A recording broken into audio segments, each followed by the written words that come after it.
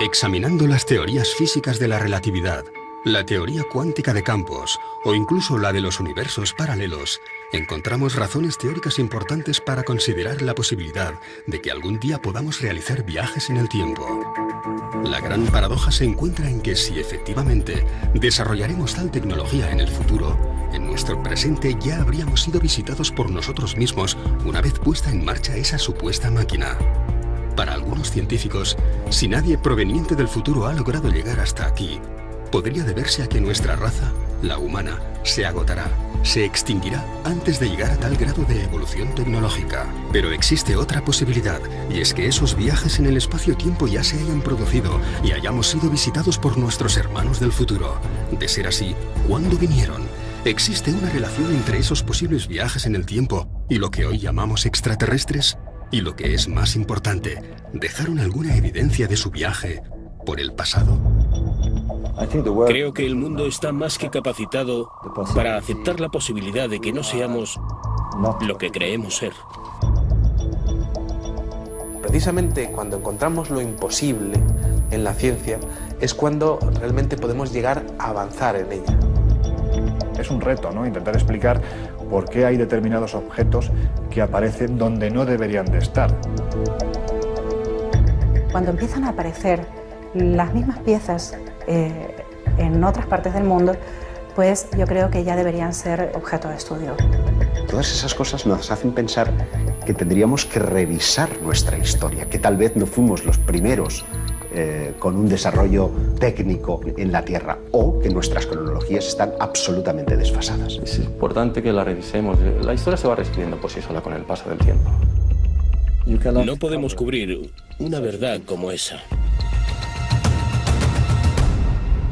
UPART.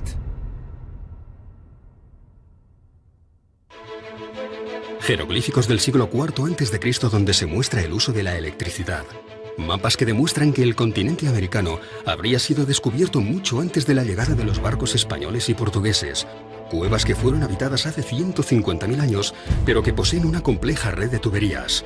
O antiguos alfabetos que situarían el nacimiento de la escritura en la península ibérica. Son algunos de los llamados UPART, objetos fuera del tiempo y el espacio. Objetos que no pertenecen al lugar ni al momento en el que fueron encontrados.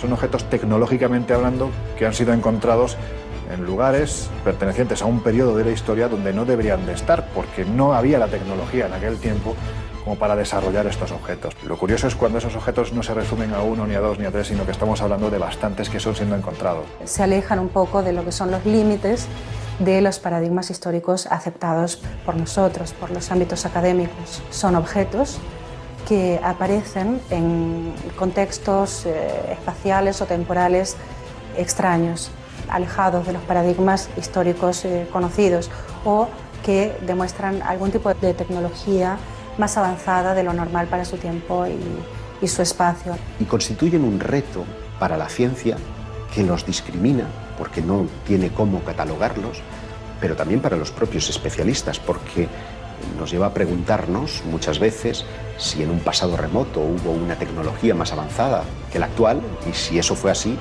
¿quién la puso encima de la Tierra? Por lo tanto, no se entronca directamente con las tesis de los antiguos astronautas, con las tesis extraterrestres.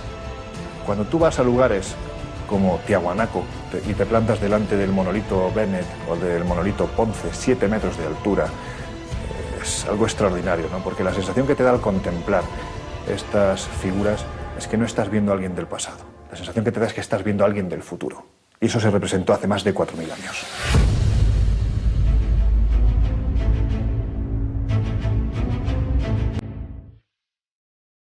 A principios de los años 70, en la mina de carbón de Ottosdal, en Sudáfrica, se trabaja sobre un estrato de 2.800 millones de años. Los mineros, todos ellos locales, han encontrado unas extrañas bolitas metálicas. La roca de la que proceden corresponde a una era en la que supuestamente no existía ningún tipo de vida inteligente.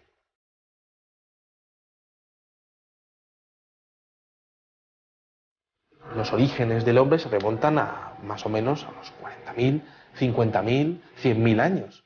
Estamos hablando de una cantidad de tiempo lo suficientemente importante como para desestimar cualquier tipo de intervención humana en su proceso de creación. Me parece delirante la cronología, porque es que la cronología que tienen no existía ni el primer continente conocido por nosotros, que es de hace 1.100 millones de años, me parece. Y esto está datado en estratos geológicos anteriores incluso, de 2.800 millones de años. Las esferas son pequeñas, de apenas 2 centímetros de diámetro, y tienen 3 líneas perfectas grabadas sobre su superficie. Están completamente pulidas, algunas de ellas tienen unas líneas paralelas, 3 líneas paralelas, y quizá lo curioso sea que parecen un producto terminado. El problema es quién estaba manufacturando productos hace 3 millones de años. No son naturales. La naturaleza hace formas muy caprichosas, pero aquellos surcos así, para mí esos surcos no son naturales, son hechos por alguien. Michael Cremo y Richard Thompson, tras someterlas a estudio, llegaron a la conclusión de que no podían ser de origen natural. Su exterior está formado por una aleación de acero y níquel imposible de encontrar en la naturaleza. Son líneas extremadamente perfectas y su interior parece estar hueco. En el momento en que hicieron un análisis por rayos X, empezaron a encontrar con que el núcleo de las esferas tenía peso negativo o densidad negativa. Así que eso es antimateria. Algunas de las esferas diseccionadas albergaban en su núcleo un material esponjoso desconocido que al entrar en contacto con el oxígeno se desvanecía rápidamente. Pero además tienen una marquita en su ecuador y tienen un agujero. ¿Será que fueron las semillas de vida aquí en el planeta Tierra? ¿Podrían ser las transportadoras de las semillas de vida para nuestro planeta? Se encontraron algunas moléculas orgánicas en su interior. Por tanto, podría ser una explicación de la teoría de la panspermia. Podrían haber sido depositadas aquí hace millones de años para dar lugar a toda la biodiversidad que conocemos hoy en día. El Instituto Espacial de California, tras varios análisis, declaró: el equilibrio es tan perfecto que excede nuestras actuales tecnologías de medición. Mientras que los estudios de la NASA concluyeron que el único modo de crear un objeto similar, si existiese la tecnología para hacerlo, sería bajo gravedad cero. A pesar de los datos obtenidos, las esferas de Sudáfrica no han sido nunca consideradas como objeto de estudio para la ciencia más clásica y ortodoxa. Para estos estamentos, se trata de un simple capricho de la naturaleza. Curiosamente, de ser así, estaríamos ante el primer caso en que la comunidad científica internacional afirma que la naturaleza ha generado formas perfectas. Todos los grandes descubrimientos de la humanidad parecen tener algún tipo de relación con quienes nos visitan. Sin ir más lejos, parecen intervenir en el descubrimiento de la Hispaniola, en el descubrimiento de América, porque cuando Colón, la noche antes de ese 12 de octubre de 1492, está surcando las aguas, refleja en su libro de bitácora que unas extrañas luces están por encima de las velas de su embarcación. ¿Qué podían ser sino objetos no identificados? Si tú te vas al archivo de Indias, tienes muchas crónicas, especialmente las más interesantes son las de Pedro Cieza de León, que fue el que acompañó a Pizarro durante toda la conquista. Y ahí tienes historias rayanas con lo ufológico, o por lo menos que a día de hoy, en nuestro siglo XXI, seguramente más de uno interpretaría con la aparición de un objeto luminoso en los cielos, ¿no? Por ejemplo, cuando Pedro Cieza de León es el primero que describe en el desierto de Nazca hay unas extrañas líneas bueno, pues que los nativos van allí para venerar, para adorar, pero lo que es curioso es cuando Pedro Cieza de León se sube a una de las lomas donde mejor se ve alguna de las figuras y asegura que los nativos y él empiezan a observar una serie de soles que se mueven en los cielos, es decir, hay algo en el cielo que no es un solo sol, sino que hay más que se están moviendo y que parecen estar jugando alrededor de ese enigma tan maravilloso y tan descomunal como son las líneas de Nazca. Y esto está escrito en las crónicas de Indias, ¿no? Por lo tanto, parto de la idea de que en aquel momento, más que alucinaciones, pues algo deberían de estar viendo. Y ese algo, como decía Cieza de León, eran soles que se movían en el cielo.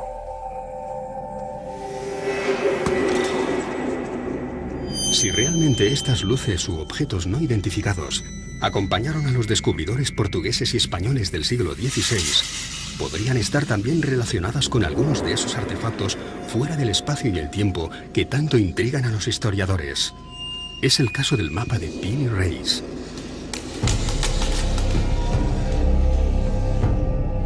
Nueve años después del descubrimiento de América, un corsario llamado Kemal Reis capturó 7 naves junto a las costas españolas. Alguno de los hombres que acompañó a Cristóbal Colón se encontraba entre los prisioneros que fueron interrogados por el pirata. Así que encomendó a su sobrino, el almirante Piri Reis, que confeccionase un mapa del mundo conocido, basándose en el relato de aquellos españoles cautivos. El resultado es un mapa pintado sobre cuero de gacela con todo tipo de detalles, dibujos y anotaciones en las que afirma haber obtenido la información de 24 mapas distintos. Uno de ellos, perteneciente a Cristóbal Colón, alguno de la época tolemaica, e incluso algunos provenientes de lo que él llamó los antiguos reyes del mar. Piri Reis afirma que sus fuentes son muy anteriores, y eso nos estaría dando unos datos que, por supuesto, romperían completamente, ¿no?, con la ortodoxia, ya no sobre los chinos o los polinesios, que sí que ya llegaron por lo menos 500 años antes que Cristóbal Colón, pero datos mucho más antiguos todavía. Pero llama mucho la atención algunos detalles que ya no existían en aquel entonces, o que no se habían descubierto, ¿no?, como es el tema de la Antártida, ¿no?, ¿qué hace la Antártida allí, ¿no?, en un mapa confeccionado encima de cuero de gacela, ¿no? O se ven, lo más importante a veces quizás incluso son los dibujos de animales. Allí, por ejemplo, se aprecian llamas encima de los Andes y todavía no se había llegado a aquella zona. ¿Cómo es posible que ya apareciera identificado como tal? Las Islas Malvinas, la desembocadura del río Amazonas o el cauce de algunos ríos del interior del continente africano son algunos de los territorios que no deberían aparecer en un mapa de principios del siglo XVI. Nuevamente nos encontramos ante una pieza que hace temblar algunos de los principios más sólidos de la historia convencional. No solo el mapa de Piri Reis, sino muchos otros mapas anteriores muestran las costas americanas y, sin embargo, la ciencia, los historiadores, siguen diciendo que América fue descubierta en 1492. Naturalmente, esos mapas anteriores han sido validados por esos mismos científicos. No es un contrasentido que sigamos diciendo que Colón fue el descubridor de América. En mi opinión, fue el que mejor marketing tuvo. América no es un continente que se haya descubierto en el año 1492. Es un continente que se reencontró en 1492. Pero es que si te remontas en el tiempo, tienes vestigios mucho más antiguos, vestigios de hace 10, 12.000 años, ¿no? Es decir, es que hay arte rupestre donde están representados una serie de elementos que aparentemente o te los han traído de fuera, o si no es imposible que el que pintó estos elementos tuviera un conocimiento previo de lo que se estaba haciendo en otros continentes, ¿no? Entonces a mí me gusta hablar, por ejemplo, de Eratóstenes, que en el año 300 antes de nuestra era, gracias a conocimientos que en aquel entonces ya existían en la desaparecida Biblioteca de Alejandría, pues pudo conocer que la Tierra era completamente redonda. Y sin embargo aquello, como se sabe, lo perdimos con el paso del tiempo. Fue primero Agustín de Hipona el que empezó a decir que la Tierra no podía ser redonda, porque si así fuera la gente que estuviera abajo se caería.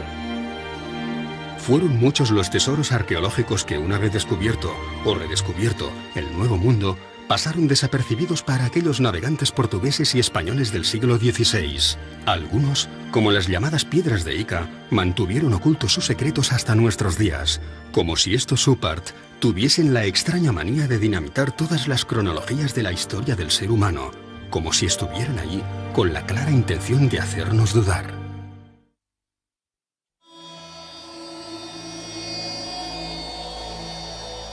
Quizá otro de los oparts más interesantes de la historia venga de las piedras de Ica. Estos son unas piedras, unos cantos rodados que están marcados, que están pulidos, perfectamente pulidos, y que tienen unos extraños dibujos en su interior. Esas piedras están mostrando diferentes estados del desarrollo de diferentes dinosaurios. Están exponiendo conocimientos muy exhaustivos sobre operaciones prácticamente a corazón abierto. Grandes dinosaurios que están siendo cazados por los hombres de aquella época. Triceratops o plesiosaurios en esas piedras. Entonces, ¿cómo conocían la existencia de esos monstruos si es que no los habían visto en algún momento, ¿no? Están mostrando a una auténtica batalla entre seres humanos y dinosaurios, algo que es imposible de pensar para la ciencia actual. La historia que se cuenta en esas piedras de Ica es prácticamente ciencia ficción. fueron descubiertas en Perú en 1966 por el Dr. Cabrera, hombre de ciencias que rápidamente se percató de que las escenas que contenían no podían haber sido descritas por una cultura anterior al descubrimiento. La mayor colección de esas piedras, más de 300, se encuentra hoy en día en Barcelona. Transfusiones de sangre, trasplantes de órganos, lentes, catalejos e incluso telescopios. Para el Dr. Cabrera solo cabían dos opciones. O una antigua civilización poseía una tecnología capaz de romper con todas las cronologías oficiales de nuestra evolución, o alguien proveniente de las estrellas y de un mundo infinitamente más desarrollado que el nuestro les hizo entrega de estos conocimientos hace miles de años. Una de las piedras muestra que de una mujer embarazada, de la sangre de una mujer embarazada, va una especie de sonda y que está comunicada con una persona a la que le están haciendo una extracción de corazón. Cuando se descubrieron esas piedras, no se sabía que la sangre de las embarazadas podría mejorar y evitar el tema del rechazo a órganos nuevos. Eso no se sabía cuando se estaban extrayendo esas piedras. Y en esas piedras, encontradas en estratos que tienen millones y millones de años, aparece perfectamente descrita. Si tenemos que barajar la posibilidad de que hace miles de años alguien hacía trasplantes de órganos, y no solo eso, además el paciente no se le moría, estamos hablando de alguien con una tecnología excesivamente avanzada. ¿Quién puede ser? Sinceramente, a mí, salvo los dioses, no se me ocurre nadie más.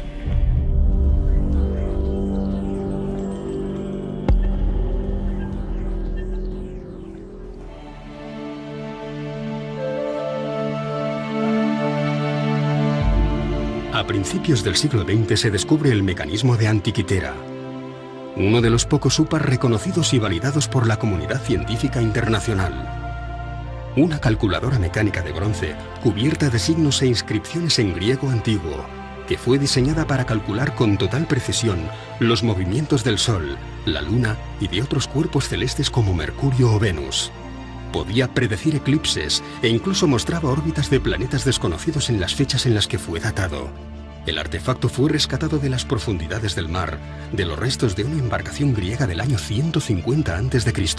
¿Cómo es posible que un mecanismo con un sistema de transmisión aparezca en la época de los griegos? Se supone que son las cadenas de transmisión aparecen durante la Revolución Industrial, hacia el siglo XVIII aproximadamente. Y al conformar las piezas, al unirlas como si fuera un puzzle que nos venía ni más ni menos que de 2000 años atrás, se dieron cuenta de que aquello era lo más parecido a un reloj astronómico. Con lo cual es imposible, porque algo parecido no aparece hasta plena Edad Media, es decir, unos 1100 años más tarde, cuando empiezan a aparecer los primeros relojes mecánicos, ¿no? La pieza esa en particular presenta elementos del siglo XVI. Cuando se ha puesto en marcha, máquinas hechas a imagen y semejanza del mecanismo de Antikythera, pues se ha visto que con ese mecanismo se pueden seguir los movimientos de planetas desconocidos hasta el siglo XVI. Entonces, por eso es un OPAR, porque aparece en un contexto del siglo II a.C. una máquina en la que se puede observar los movimientos de planetas desconocidos entonces. Lo que denotaba este hallazgo es que había servido, pues por ejemplo, para calcular los eclipses, los movimientos de los planetas, los movimientos del Sol, de la Luna, fenómenos astronómicos como solsticios, como equinoccios, en un tiempo en el que en teoría ese objeto no tenía que existir. ¿Qué hace una máquina propia de la revolución industrial en un barco anterior a nuestra era? Todo parece indicar que nuestros antepasados poseían un grado de conocimientos mucho más elevados de lo que podamos imaginar. Y siendo así, ¿quién puso en sus manos conocimientos del futuro? Para algunos, una inteligencia no terrestre pudo haberlos instruido. Para otros, deberíamos contemplar la posibilidad real de que pronto realizaremos viajes en el tiempo. Y para la mayoría, nos encontramos ante muchos interrogantes que simplemente no tienen explicación. 2 minutes. 2 minutes, 10 seconds and counting. Oxidizer tanks from the second and third stages now have pressurized. T-minus 1 minute, 35 seconds. The third stage completely pressurized. Cuando aterrizamos sobre la Luna, yo estaba aquí en España en el 69. Creo que todos nosotros pensábamos, ¿y si encuentran algo en la Luna? No tiene por qué ser un platillo volador.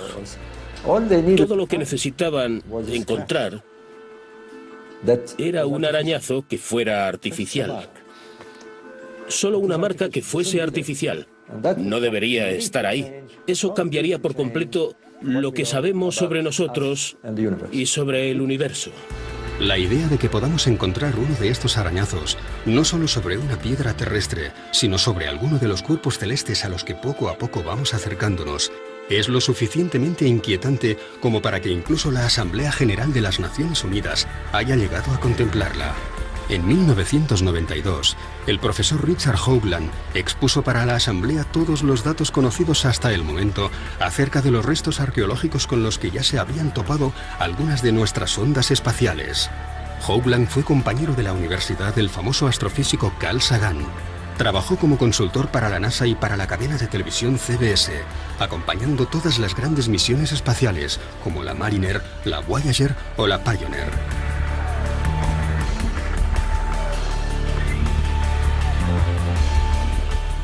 Pero fue la misión Viking la que, tras fotografiar sobre Marte una serie de formaciones rocosas muy similares a un rostro humano y lo que parecía ser las ruinas de una antigua civilización junto a una gigantesca pirámide, lo que llevó a Hoagland a especializarse en esta nueva modalidad de arqueología.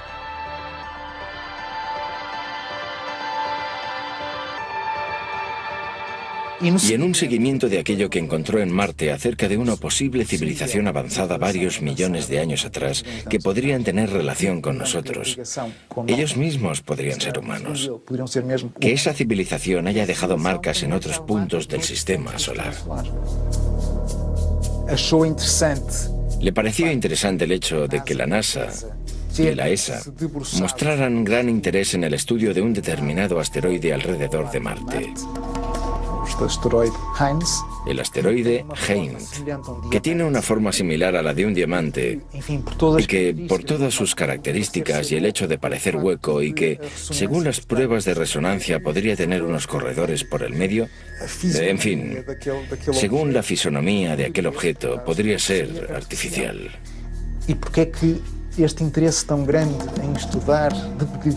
¿Por qué ese interés por estudiar desde diferentes puntos de vista este pequeño asteroide? Siguiendo la hipótesis de que podría ser artificial, podría haber sido una estación espacial que estuviera allí como una ruina ambulante, aún en los tiempos de hoy, muy destruida pero aún a la deriva, a la espera de que alguien la encuentre. Si queremos, ya la encontró la NASA. Nosotros somos una partícula apenas en el universo, así que sería muy antropocentrista, ¿no? O antropocéntrico pensar que no hay nada más allá. De momento no hay pruebas contundentes de estructuras, sí de vida en otros planetas, pero no me extrañaría nada porque yo estoy convencida de que no estamos solos en el universo.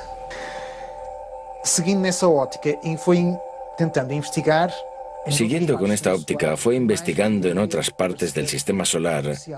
¿Qué más podría parecer artificial?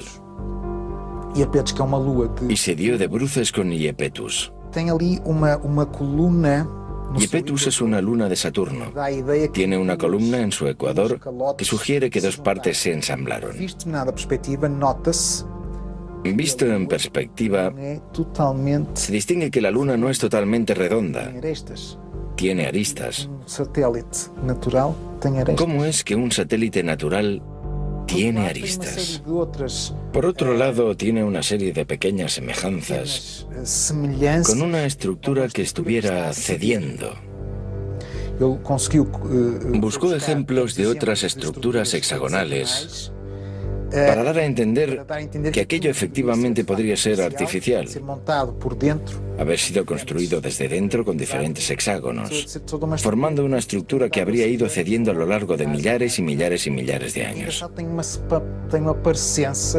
Es gracioso también su parecido con la llamada Estrella de la Muerte de George Lucas, de la película La Guerra de las Galaxias.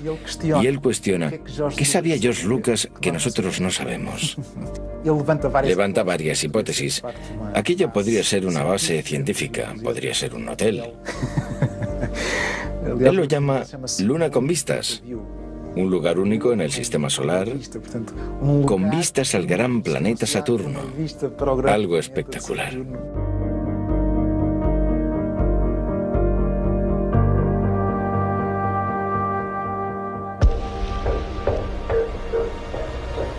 ¿Dónde viene escrito quiénes somos? O mejor dicho, ¿dónde viene escrito quiénes fuimos? Puede que aún no hayamos encontrado la pieza arqueológica definitiva, pero da la sensación de que, cuanto más excavamos y removemos nuestro pasado, más preguntas desenterramos. Está admitido que el nacimiento de la escritura está en torno al 3500 a.C. en la región de Mesopotamia. Pero sin embargo, algunos hallazgos inquietantes hacen preguntarnos y cuestionarnos si esa datación es fidedigna, porque por ejemplo, en Francia como en Portugal hemos encontrado alfabetos que parecen aludir a que el inicio de la escritura habría entrado por la península ibérica. En Albaon, a finales del siglo XIX, por allá por 1895 y hasta 1903, se encontraron en las inmediaciones de Dólmenes algunas piedras zoomorfas y antropomorfas que presentaban unos grabados parecidos a los de los signos iberotartésicos. Con figuras antropomórficas, zoomórficas, montando animales. Pero también, y es lo más importante, un conjunto de inscripciones muy próximas a un alfabeto. Por el contexto en el que fueron encontrados, porque esto sí que fue encontrado en un contexto arqueológico, y parecían tener casi 6.000 años, o sea, las dataron en el 4000 a.C. Esto, pues claro que rompería con el típico paradigma de que la escritura nació en Mesopotamia. Podría haber nacido en la península ibérica. Unos años más tarde, en los años 20, creo que fue en 1924, se encontraron los famosos signos de Glosel cerca de Vichy, en Francia, que también se parecían, curiosamente, a estos signos iberotartésicos y a los signos de Albaon. Y increíblemente, Glosel dio fechas de hasta 17.000 años. A mí me parece curioso constatar cómo Albaon, al extremo de una línea imaginaria, hasta Glosel, que está situado en Francia, pero en los Pirineos, es el punto de partida y de final de una línea que tiene dos relaciones claras. Una con los megalíticos. En toda esa línea vamos a encontrar dólmenes y menires como si fueran mojones que van marcando una ruta específica. Una ruta, y es curioso, que tiene que ver con los objetos volantes no identificados. Un investigador galo, Aimé Michel, constató cómo todos los avistamientos que se producían en un solo día, en la década de los 60, parecían estar describiendo líneas rectas sobre los mapas. La más importante de todas ellas tenía su inicio en Vichy, en Francia, donde se descubrió el alfabeto de Glosel, y terminaba en Portugal, en Albaon.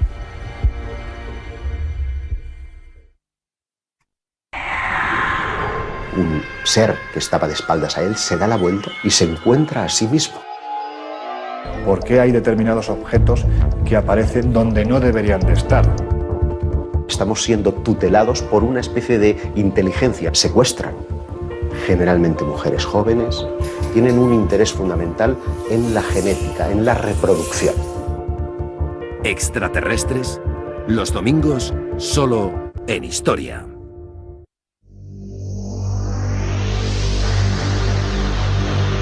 Uno de los oparts más interesantes es un tornillo que encontraron en una región de Rusia. Encontraron unas piedras que tenían 300 millones de años.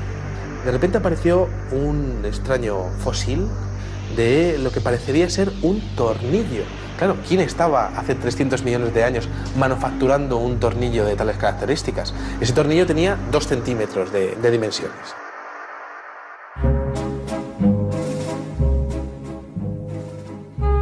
Tres siglos antes del nacimiento de Cristo, el pensador griego Arquitas de Tarento inventa el tornillo. Y por insignificante que pueda parecernos hoy en día, gracias a él nos convertimos en una especie tecnológicamente inigualable. Todo lo que inventamos necesita algún tornillo para mantenerse en pie. Aquella pieza encontrada en Rusia podría haber sido construida hace 300 millones de años. El ser humano no poblaría la Tierra hasta 250 millones de años más tarde. Es simplemente imposible. Ninguno de estos objetos debería estar donde fue encontrado. Viajes en el tiempo, civilizaciones perdidas hace millones de años o restos de algún tipo de visita proveniente de otro planeta muy similar al nuestro. ¿Nos encontramos ante un nuevo eslabón perdido o simplemente ante el tornillo que nos falta?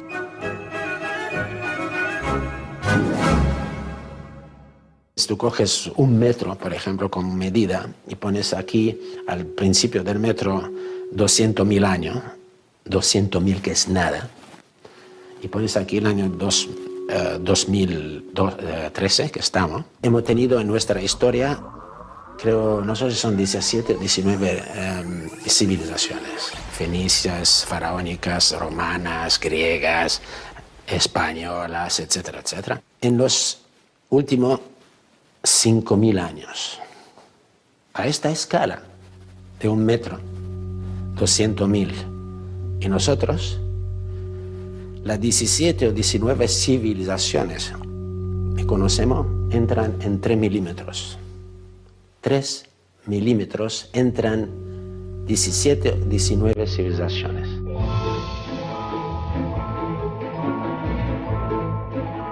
A principios del pasado siglo, se generalizó la creencia de que el ser humano ya había inventado todo lo que se podía inventar. Aún no existían los relojes digitales resistentes al agua, ni los ordenadores personales, ni la fregona. Einstein aún no había desarrollado la teoría de la relatividad, no existía la máquina de coser, y los microchips y el láser no formaban parte ni de la ciencia ficción. ¿Cómo reaccionaría una persona de 1903 al encontrarse ante un ascensor, unos prismáticos o unos auriculares? Seguramente del mismo modo que nosotros, hoy, reaccionamos ante una serie de objetos que no logramos catalogar. Los UPART no solamente ponen en jaque a la ciencia más convencional, sino que desafían toda la lógica de nuestro evolucionado siglo XXI. Esto es un teléfono móvil que mi hija que llama eso un dinosaurio, pero en fin, es un teléfono móvil. Si yo cojo este teléfono móvil y lo voy atrás en el tiempo, no mucho, a 70 años, y tengo una mesa de 4 genios, Von Braun, Oppenheimer, Fermi, Einstein, y le pongo eso en la mesa. Y lo miran, le digo, ¿qué es? Son genios, cuidado. No sabe. Desde siempre creo que el ser humano ha tenido miedo a lo desconocido, ha tenido temor a los cambios, a la evolución de sus creencias. Por lo tanto, yo creo que no es nada raro que ante la aparición de un OPART sientan este miedo, porque esto podría traspasar los límites de los paradigmas históricos que eran aceptados hasta entonces. Si encontramos un artefacto que pueda probar, ¿quién sabe? Que ha habido visitas extraterrestres. La gran pregunta es ¿cómo y quién se va a hacer cargo de ello? Entonces es incómodo para la ciencia, pero es incómodo también para los especialistas más heterodoxos. ¿Y dónde radica precisamente su esplendor? Pues en que revela un nivel de tecnología impropio para la época en la que fueron encontrados. A la gente no le gustan los cambios. Estos son templos mortuorios, esto es tal y esto es cual. No, no podemos. No podemos porque necesitamos entender qué hacemos en este planeta. Necesitamos saber por qué estamos aquí, de dónde venimos, por qué somos tan diferentes del resto de la naturaleza. Y si eso nos conduce a algo más, si nos conduce a otro tipo de conexiones, ¿por qué no? Podríamos estar conectados con el cosmos.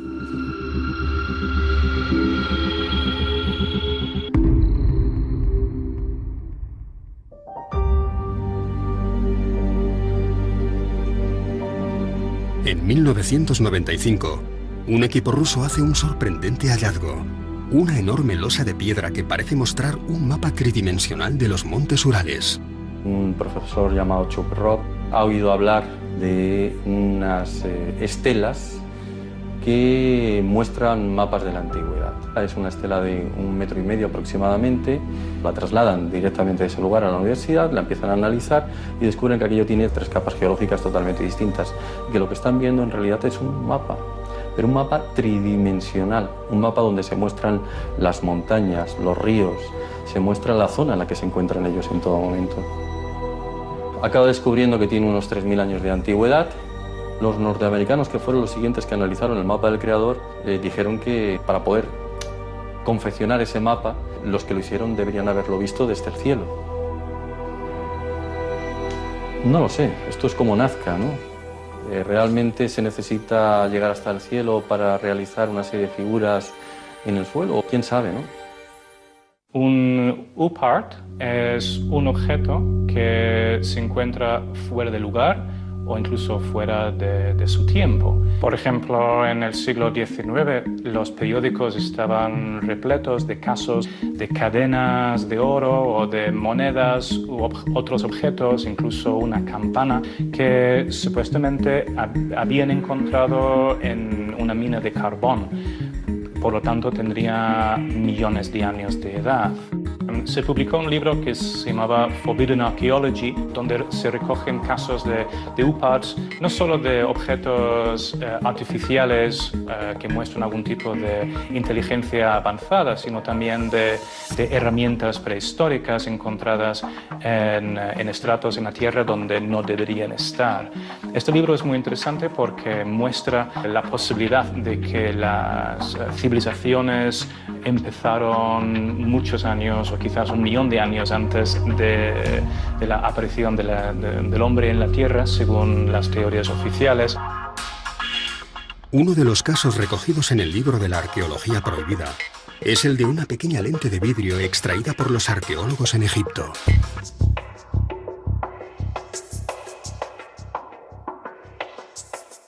Se han hecho estudios microscópicos de esta lente y presentaba en sus extremos restos de metal, como si la pieza hubiera estado engarzada en algún tipo de montura metálica para algún tipo de instrumento de observación de los cuerpos celestes, por ejemplo. Bueno, es bien sabido que ya los antiguos pues, estaban muy interesados en la observación astronómica. Prácticamente casi todos los aspectos de su vida se regían en torno a estos conocimientos. A mí no me extrañaría nada que hubieran creado algún tipo de mecanismo para una mejor observación del cosmos. El problema es que parece ser que para conseguir este material se necesitaba un punto de fusión que en el momento no se podía conseguir. El punto de fusión necesario para crear una de estas lentes solo podría obtenerse con la ayuda de la electricidad. Pero como sabemos, los egipcios no conocían la electricidad.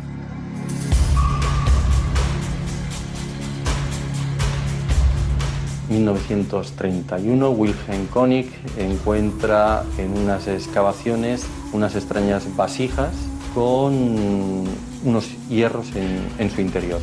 Lo primero que observas es que es una vasija que contiene hierro y cobre. En el año 2000 se empezaron a hacer pruebas y se dieron cuenta de que se trataba de una pila antigua.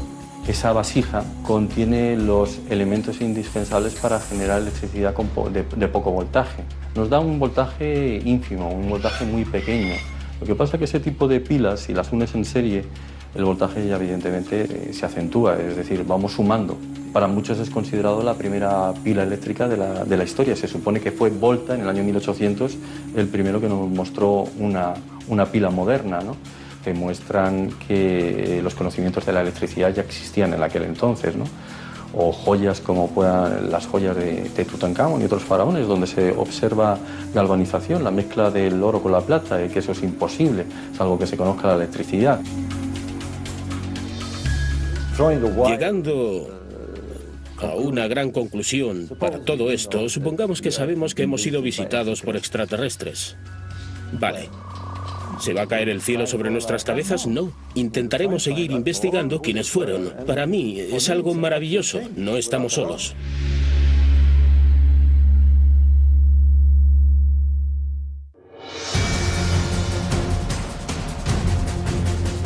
Hallazgos arqueológicos provenientes del pasado que solo pudieron haberse construido en el futuro. Mapas, escritos, extraños artefactos que nos hablan de piezas imposibles de encajar en los libros de historia. Nos encontramos ante las posibles evidencias de que nuestra tecnología será capaz de viajar en el tiempo. ¿Alguien, antes que nosotros, pudo haber poblado este mismo planeta? ¿O simplemente pasaron por aquí de visita.